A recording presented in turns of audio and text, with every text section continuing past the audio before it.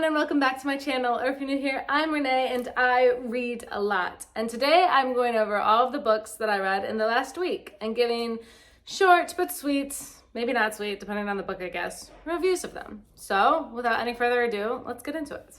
I can't really remember where I ended the last one and I am too lazy to go back and check. So instead, I'm going to just kind of hope I get it right, and if I don't, I'll edit out the parts that I don't. So this actually doesn't matter to you. I don't know why I'm letting you know. Okay, I actually do think I know, and I think it's actually where my book Instagram, I'll put a picture of it right here, I think it's where that has actually ended off right now as well. So it kind of goes hand in hand, because I haven't talked about the books on either platform yet. That works really well for me. Get all my original thoughts out in video format instead of in writing where you can edit it and plan what you want to say, but better. No, this is the real, raw, unedited opinions of myself, me, myself, and I. So book 131, that's where we'll start. And I'll move over here, like usual, so that I can put pictures of the books here. I don't know if anybody who's watching this would have done that, but if you were like a weather person and you were, or like the Wheel of Fortune girl, where she like, this is your letter, you know? Ivana White, is that her name? Whatever, it doesn't matter. Point is, here is where the books will be. Or like a little picture of them, because most of these are ebooks. Carrie, Soto is Back was book 131 for me by Taylor Jenkins Reid. 5 stars. Absolutely fantastic. One of my favorite books I've read this year. It's about a girl who is a tennis player. If you read Malibu Rising, it's the girl that Nina's husband is having an affair with, who's like the tennis star, because Nina's also married to a tennis star. And like comes over and like throws all of her clothes and screams at the party, and Nina's like, who gave her the right to scream? You'll find out who gave her the right to scream, and Carrie Soto is back. Basically, it's a girl, she's done tennis her entire life. She has known nothing but wanting to be the best at tennis, and it follows her kind of going through her backstory until it gets to the present day where she's in her late 30s and out to defend that she's done the most, or that she's won the most slams, the most tennis matches, the most, I don't know. She has a title that she's out to defend. If you know tennis, you'll probably know it a bit more than me. And obviously, she has to come to terms with herself and why she's doing this as well. And it was absolutely beautiful. I found the story beautiful. I found the characters compelling. Like always with all of Taylor Jenkins Reid's books, I find her characters to be just like fantastic. And just like the fact that she's this perfectionist, has to be the best, has to be absolutely number one, cannot accept anything less. That resonates with me more than it should. And the ending was beautiful, absolutely perfect ending to the book. And no words, no notes. I thought it was fantastic. I think this is my favorite of her books, and I really like all of her books, so that's saying a lot. And I'm so excited to see what she comes out with next, because this like left me on just such a high. And I don't even follow tennis. I don't have anything against it. I like played it when I was a little kid, but I don't really know anything about it. So I can't even imagine how good it is if you know tennis or like tennis, but that's not going to be me. So number 132 was Scottish Myths. And this is a collection of myths from Scotland or Scottish people, I assume. I don't really know. The editor, it like makes a note to say editor, is Jake Jackson. So I assume, I have no idea. This is just in my head what happens based on reading enough of these books by him that are all titled something like Irish myths, Scottish myths, Viking folktales, whatever. I'm pretty positive what he does is he goes and gets myths or legends or whatever kind of from what seems to me like primary sources, because the language in them sometimes, especially the Irish and the Scottish ones, will be written in very, very, very like local vernacular. Like things will be spelled the way that they would be said in like Scotland or Ireland, and not necessarily the way they're spelled in proper English. But then other stories will be proper English. So I don't know if he just collects stories and then edits it together or what he's doing, but I think in my brain, that's what I think is happening. And I don't think I like the Scottish myths as much as I like some of the others, because this isn't my first rodeo with Mr. Jackson. I've been around the block with him a time or two, and I don't think it's his fault, because I think he collects these stories. Again, I could be totally wrong on this, but I don't think the Scottish fairy tales or myths were as exciting as like the Irish ones or the Nordic ones, which like I surprisingly liked a lot. And this one more reminded me, I read like the Greek Myths and Legends or Greek something. I don't remember what it was called, but the Greek version of it. And it reminded me of that, where the stories were just like kind of hard to follow. It didn't seem like super conclusive to me. None of them really stuck out in my head. Yeah, I gave it 3 stars because some of them were really good. Some of them, like what was interesting, one that I noted was like a Scottish lad goes out, and it's very like Odyssey-esque, and I'm curious which came first, the chicken or the egg, because he gets trapped by a giant in a cave, and the giant's tending to sheep, and he gets out by killing one of the sheep and putting on the sheep clothes, and then telling that, the giant is blind, or maybe can't see, I can't really remember, but he's feeling up all the sheep, and he notices that it's only sheep escaping and not the man, which I'm pretty sure is like the exact same thing Odysseus did, where he and his men, I think, were hanging underneath sheep when they were stuck in a cave by a giant, and he had blinded the giant, so the giant was just feeling the sheep and was like, oh god, all the men are still in the cave. So that was like, I was like, oh, interesting. Like, is that like a really common old myth? Because how much interaction would old Scottish myths have with the Odyssey? Maybe a lot more than I know. I don't know. That was something I meant to look up after I read the book, and I didn't. So maybe I will, and I'll insert a thing from Editing Renee, but I'll probably forget. But anyway, some of them were really interesting, and I like seeing where some of like the fairy tales come from, because obviously a lot of these myths get repurposed into like Christianized fairy tales, right? Like spirits and whatever turn into Christian folklore, and saints out of the heroes and whatever. Or they turn into like Disney-esque fairy tales, and it's really, I don't know, that part is always interesting to see, like where the origins come from. And a lot of them obviously are going to be similar along like Scotland, Ireland, like Norway, because they had like a lot of interaction between between those lands back when these myths were all being popularized. So it checks out that a lot of them would be similar across there. And that part's interesting. That's why I gave it 3 stars. A lot of it wasn't great, but the ones that were great. So 3 stars. I averaged. Book number 133, Zori by Laird Hunt. This one I read because I have an alphabet tracker in my book journal. One second, let me, ta-da! And I needed a Z. And Z is surprisingly not my last letter. My last letter that I need is Q, but I'm not concerned about that, because if worse comes to worse, I get to Queen of Midnight by Sarah J. Maas and the Throne of Glass series, which I plan on rereading at the end of the year. And then I've done my alphabet tracker. So Z was my second to last. So I Googled books that are great that start with Z, and this came up on one of the lists. And luckily it was short. It was only 164 pages, so I read it in one day. Yeah, luckily it was short, so I read it in one day. And I gave it 3.5 stars, and I really stand by that.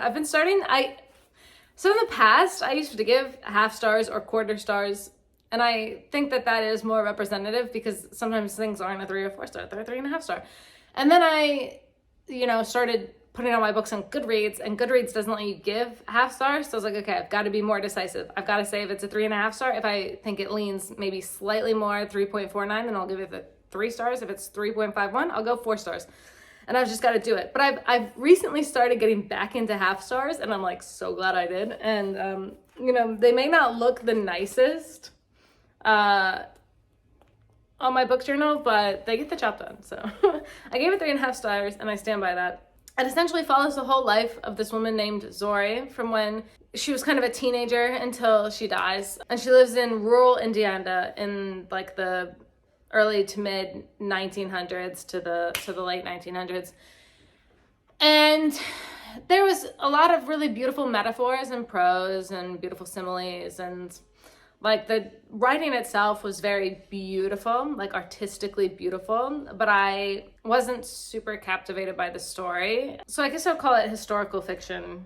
It was just a little slow at times. I appreciate that a lot of like the historical reference, like the Radium Girls or like World War II, that got thrown in there. But I guess the overall maybe message of the story eluded me. If I could gather it, sometimes it was about hope, sometimes it was just maybe just following a woman's life and kind of going over it, which is fine. That like does have artistic merit in and of itself, like, but I think a book like Normal People to me does that better than a book like Zori did. Normal People by Sally Rooney being a book obviously just about like normal people. So I don't know, it's just like a little slow, but it was really beautifully written. So I wanted to give it more than three stars because it was so beautifully written. But because it was like slow and didn't hold my attention as well as some books that I've read, and I forget that I've read it, I couldn't give it 4. So the 3.5 works really well in this case, because I don't know if it leans more towards 3 or more towards 4. It's 3.5. I stand by that. Book 134, The Serpent and the Wings of Night by Carissa Broadbent. This one is funny because I had only ever seen the cover and I didn't know what it was called. And the cover, it should be right here, right? So look here. I should have put it here. If you've only seen it when it's really small, it kind of just looks like it says Serpent Wings the Night, or Serpent Wings Night. And I thought that was what the book was called, Serpent Wings Night.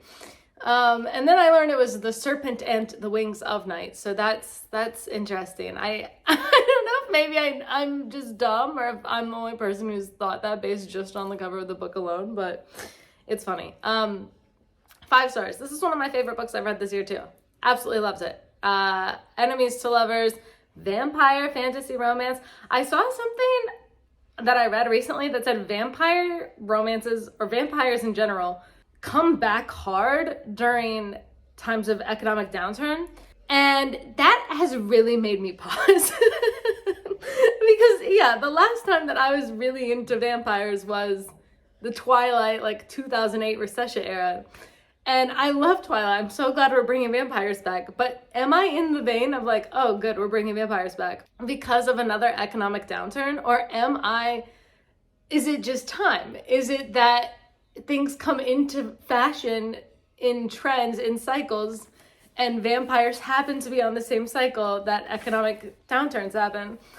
I don't know. I've been thinking about that for so long now, thinking about what about like a recession would make people want to read stories about vampires. I don't know. If you have any thoughts on that, please let me know. I'm so curious. But regardless, I loved this book. I thought it was absolutely fantastic. The like enemies to lovers, kind of slow burn romance build was so good in this book. Sometimes it's not done well. This was done really well. Literally one of my favorite books I've read this year. I didn't think the sequel was as good. I still thought it was really good. I still gave it 5 stars, but I didn't think it was as good as the first one. I was like literally kicking my little feet up in the air, like hee hee hee, like enemies to lovers. So the book 135 is 6 Scorched Roses by Carissa Broadbent, and then number 136 is The Ashes and the Star-Cursed King by Carissa Broadbent. And they all take place in the Crowns of Nyaxia universe, which is like, it's a continent of vampires, and that some humans live there too. I think she said this is going to be a 6-book series, and there are going to be duologies or duets, and each duology is going to follow characters in the same universe, which I think is really cool, and I really like that idea, because then I can get into like a fantasy story without having to learn a whole new fantasy world every time I get into it. So that I think is really cool. I'll talk about the Serpent, the Wings of the Night, and The Ashes and the Star-Cursed King. And then I'll go back to 6 Scorched Roses, since that one's, while you should read it in between the two, it does have a different story than the other two. But essentially there's a human girl, and her human life has been destroyed. So she gets taken in by the Vampire King. And her only way to obtain strength and power in this world, because she's obviously like her whole life thought of herself as prey to these powerful, badass, immortal vampires who want to eat her, because that's what vampires do. She has to compete in this tournament, and this tournament at the end, if she wins, she's gonna, become all powerful, just like her Vampire King dad. Because there's 3 houses: Shadows, something, Shadows, Blood, and Night. They're in the House of Night. He's the king in the House of Night. There's 2 warring factions inside that house, and her dad and her represent one, but there's the other, obviously, that don't want to see her dad in power. The enemies to lovers comes from the other side, with the warring vampire clan. One of their members has also entered into this competition. Yeah, very Fourth Wing vibes, very Throne of Glass vibes, very like deadly competition, enemies to lovers. Great, fantastic. And then the second book deals with the fallout of the first book. And the first book has a lot of like twists and turns, especially at the end, that set up the plot really well for their second book. But if I tell you what the second book is about, I'm going to spoil the first book, so I can't do that. Yeah, and the main character, the female main character, is such a badass, and the male main character.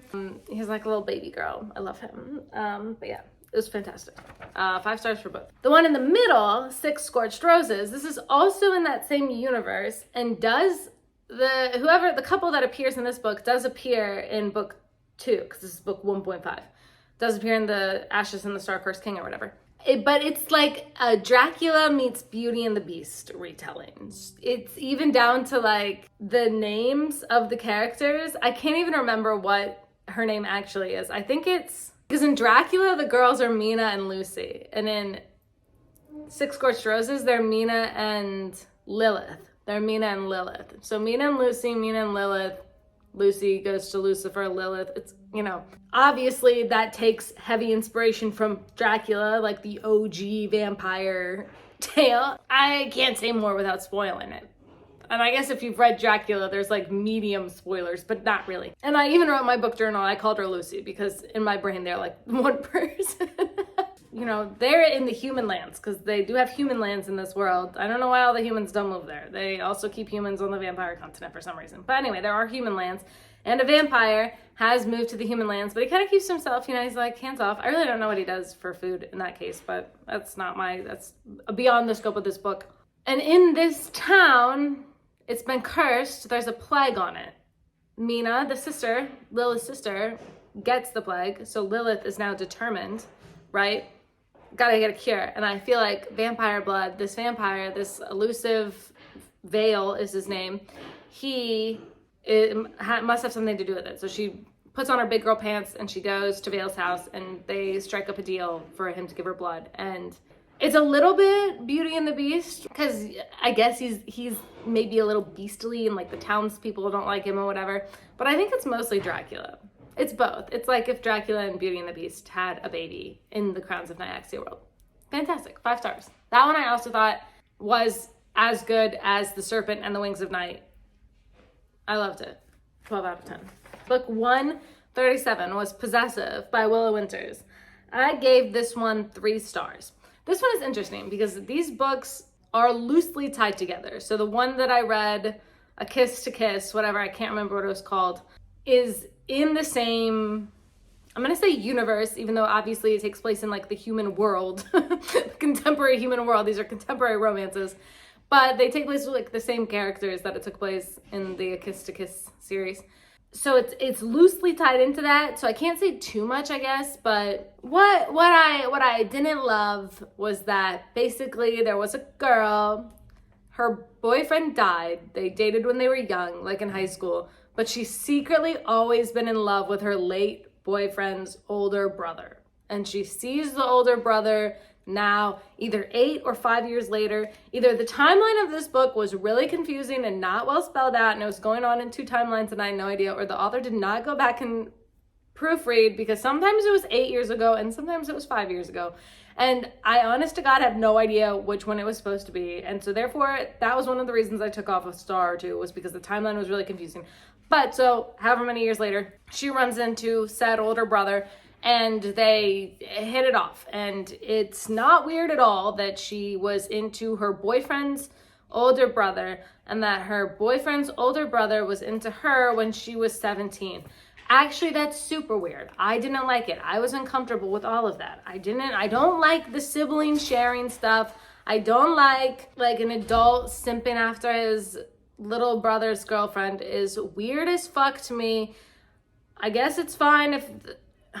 I don't think it's fine. Anyway, I was pretty hooked by the whole book though. Like, I'm not gonna lie, the book did leave me, like, I read it in one sitting, so I was pretty hooked. So, weird sibling and age stuff aside, I gave it 3 stars. I don't really have much more to say than that.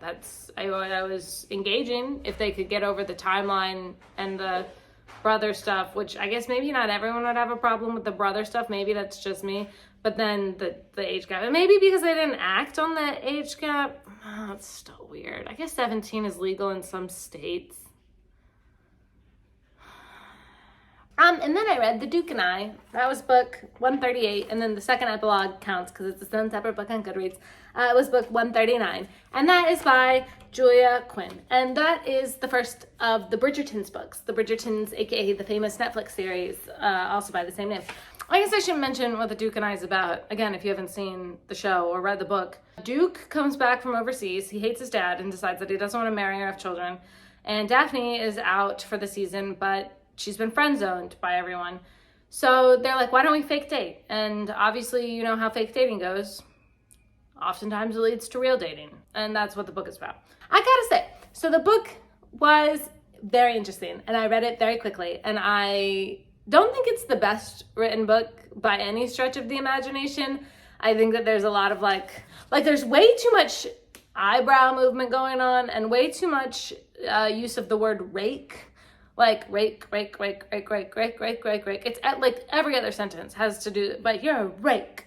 Imagine if like somebody went around and was like, I can't date you, you're a whore. I'd be like, but every like 3 words, every 3 sentences, somebody brought up that you're a whore. I'd be like, shut up. Or if like, I can't date you, you're a man whore. But literally like every day and multiple times a day, you'd be like, okay, I don't want to date you either. Like, this is so weird. That being said, though, it was still really interesting and kept my attention really well. But there's just like, ugh, I don't know if you've never seen the show and you've never read the book, and you don't want this spoiler, then I'll jump ahead to here. But I will be working on the assumption that most, if not everybody who watches this video, will have either seen the show or read the book or both. Daphne makes a really questionable, she medium essays her husband he tells her, I want to pull out, and she's like, no, and forces him while he's drunk and asleep to, you know, and not the best look, Daph, not the best look on you. I would argue that's a pretty bad look. Like, even if it gets him to change his mind, I just feel like using an essay to get your husband to change his mind on something as consequential as having children is not the way to do it. Not what keeps you in a healthy marriage, huh? But it was a good book, so I gave it 3 stars. I had to take off a star for the overuse of the eyebrows and the word rake, and then I had to take off a star for the essay, because obviously. Before you come for me, Renee, you loved Haunting Adeline. That book is a ton of essay. And this, okay, but at least with Haunting Adeline, that's like the point. Like, you know when you're getting into it, he stalks her. He's a bad person. When you're getting into this, it doesn't frame it as a bad thing. It doesn't frame it as this was a bad choice on my part. It frames it as she does this, he leaves, and then he's like, you know what, actually I do want kids with you. And that shouldn't lead to a happy ending, you know? And it wasn't sold to me in like, yeah, we know this is bad, but this is what we're selling. This was sold to me as, no, this might be okay. It's questionable. It's questionable. It's not questionable. It's bad. The second epilogue is about them, like, after the end of the book plus 20 years. And kind of goes over what's happened very briefly in like 40 pages over the past 20 years. It does have mild spoilers for more books of the Bridgerton series, which I don't mind. I don't mind spoilers. I've never minded spoilers. I like spoilers. Sometimes I read to get to spoil myself. But regardless, if you don't like spoilers, don't read the second epilogue because it does have spoilers for like part of the series. I'm gonna give it 3 stars because it's normally just what I do. Or whatever I rated the book itself, if it's got like a prequel or a sequel or whatever, I normally keep to that rating because it feels weird to say like, oh, well, that book was a 5 stars, but the prequel was 1 star. That is pretty rare. The only time I would make an exception is if like the prequel or the sequel is so much better. And I mean like little books. If they're not like whole entire works on their own, if they're like specifically like a second epilogue or whatever, then I'll usually stick to the same rating. But it's one thing that I'm rating, so I just keep it to the same rating, if that makes sense. And yeah, that was book 139. Anyway, those are the books that I've read this past week. Let me know what you've read this past week. As always, let me know if you have books that I should be reading in this next week. Please like the video if you liked it. Subscribe if you want to see more, and I'll catch y'all in the next one. Bye.